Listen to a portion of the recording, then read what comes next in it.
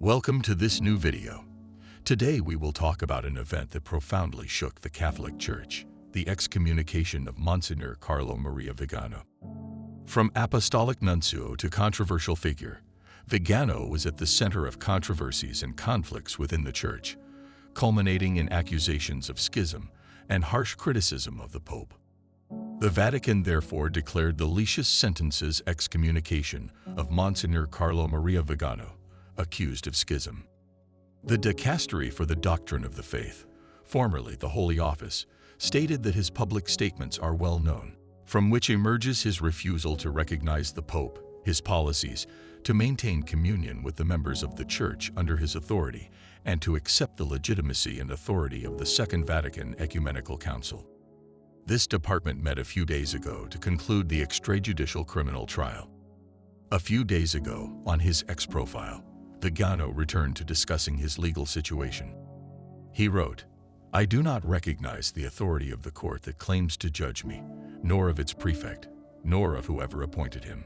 This decision of mine, although very painful, is not the result of a rash action or a rebellious spirit, but is guided by the moral necessity which, as bishop, obliges me in conscience to bear witness to the truth." Monsignor Viganò is now prohibited from celebrating Mass and other sacraments, receiving the sacraments, administering sacramentals, and conducting other liturgical worship ceremonies, actively participating in celebrations, holding ecclesiastical roles or ministries, and carrying out government acts. The Vatican media highlight that excommunication is in any case a medicinal punishment that invites repentance, always leaving the door open for a return to communion. However, the former Monsignor has already declared that he will continue to celebrate and ask for donations. Viganò had not shown up at the convocation of the former Holy Office on June 20th, where he was accused of schism, and had declared that he considered the accusations made against him an honor. The former apostolic nuncio to the United States from 2011 to 2016 had repeatedly criticized Pope Francis, going so far as to ask for his resignation. His legal case began due to his public statements, from which emerges a denial of the essential elements to maintain communion with the Catholic Church. The rejection of the legitimacy of Pope Francis, the breaking of communion with him, and the rejection of the Second Vatican Council. Viganò's name had risen to prominence during the Vatican scandal of 2012, when among the confidential documents of Benedict XVI, made public, there were also some of his letters. In 1989, John Paul II had appointed him permanent observer of the Holy See at the Council of Europe. In 1992, again John Paul II had appointed him archbishop, personally ordained him at St. Peter's, and had sent him as apostolic nuncio to Nigeria. After 6 years, he was called back to Rome to hold the prestigious position of delegate for the pontifical representations in the Secretariat of State. The scenario had changed radically with the arrival of Cardinal Tarcisio Bertone at the top of the Secretariat of State, succeeding Angelo Sodano. Conflicts between the two become more and more frequent. Viganò is appointed Secretary of the Governorate of the Vatican City-State.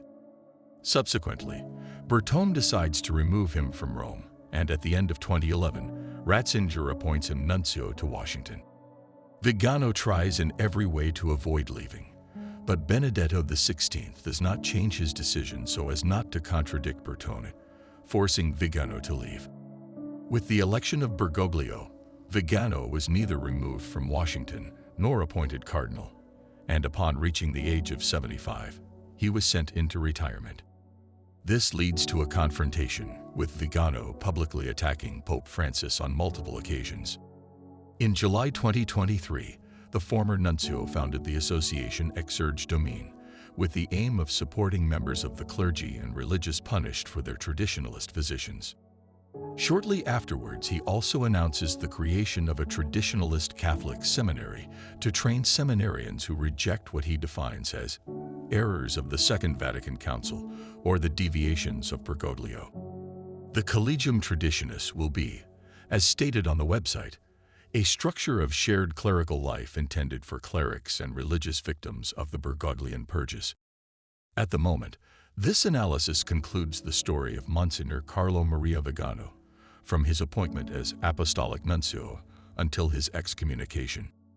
A path marked by conflicts within the Church, accusations of schism, and public attacks on the Pope. Now, with the foundation of the Exsurge Domine Association and the Collegium Traditionis Seminar, Viganò continues his fight for traditionalist positions. What do you think of this story? Do you believe that Viganò's excommunication is right, or that his actions have any basis? Let us know in the comments below. If you like this video, give it a like and subscribe to our channel so you don't miss the next updates. Thanks for watching.